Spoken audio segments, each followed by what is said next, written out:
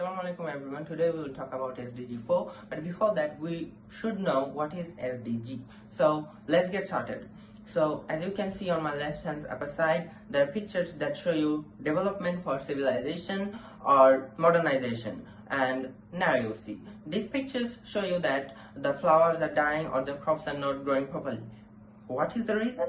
The reasons are the pictures I have shown you before, and which means the development or the urbanization is good, but it is making many or thousands of problems which we need to deal, and day by day it is growing bad, and the climate is changing as well. So we need to cope with that. For that we have SDG, and now today I will talk about SDG 4. And let's talk about SDG 4. What does SDG 4 means? It means quality education. Quality education means that every citizen or the student of pre-primary, primary, secondary and higher secondary level would get the same advantages and quality of education, even it is the child of a farmer or a mayor, it doesn't matter. Quality education emphasizes on equality. So let me ask you a question. So if you are not educated enough, or if you did not get the quality education, would you be able to participate in this competition or understand what am I telling? The answer is obviously you could not.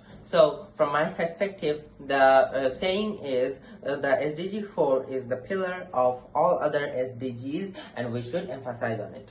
So now let's talk about the problems we face at SDG 4. Due to poverty, many parents cannot send their children to school or cannot afford the minimal equipment for sending them to school. For thus, many students drop out even though being admitted in a school. That's not that. In many third world countries like Bangladesh or many urban areas, we see that there is gender discrimination, which means many women do not get equal chances as men for studying, and even though they are demotivated for that. The other reasons are the lack of awareness, the lack of funding, the poor infrastructure of buildings, and the political problems of a country as well. Just not that, the pandemics like COVID-19 or Ebola has created a great imbalance on the education sector.